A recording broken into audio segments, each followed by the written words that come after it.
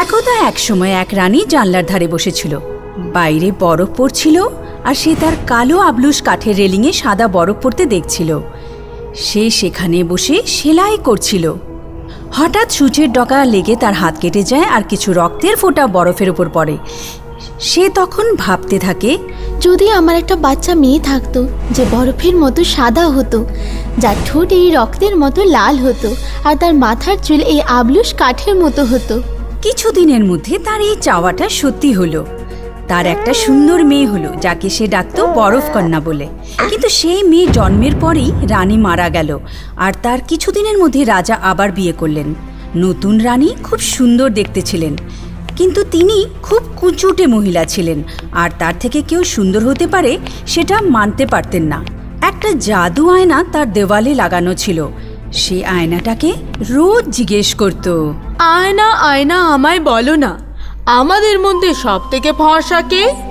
আর আয়না উত্তর দিত, আপনি রানী সাহেবা সব থেকে ফর্সা।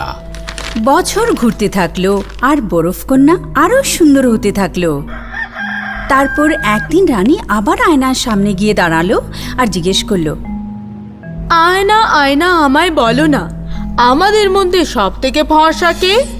আপনি ফর্সা নিঃসন্দেহে, কিন্তু বরফ কন্যা আপনার থেকে অনেক বেশি ফর্সা। রানী সেই কথা শুনে হিংসায় জ্বলতে শুরু করে দিল আর মনে মনে ঠিক করলো তার সৎ মেয়েকে সরিয়ে দেবে।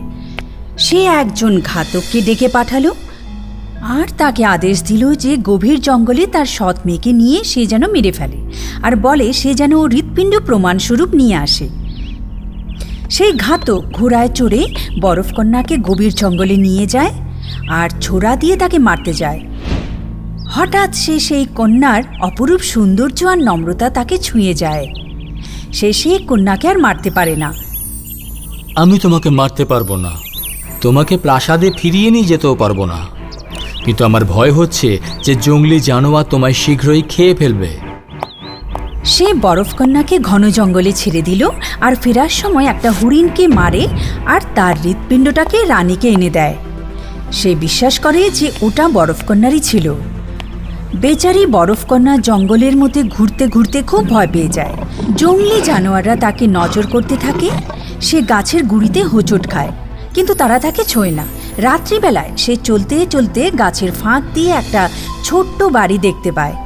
সে দরজায় ধাক্কা মারে, কিন্তু কেউ দরজা খোলে না। সে আবার ধাক্কা মারে আর দরজা খুলে ভেতরে ঢুকে পড়ে। সে দেখে একটা ছোট ঘর যেখানে টেবিল আর বেঞ্চি পাতা আছে। টেবিলে 7টা চামচ, 7টা বাটি আর 7টা কাপ আছে। সেখানে 7 জন বামন থাকতো যারা পাহাড় থেকে সোনা খুঁড়ে বার করার কাজ করত। বরফকন্যা ভীষণ ক্ষুধার্ত ছিল। সে বসলো আর প্রত্যেক বাটি থেকে কিছুটা করে পুডিং খেয়ে নেয় আর সব কাপ থেকে খানিকটা করে দুধ খেয়ে নেয়। আর তারপর সিঁড়ি দিয়ে ওপরে যায় যেখানে একটা ঘর ছিল, যেখানে 7টা বিছানা পাতা ছিল। সে তার মধ্যে একটা বিছানা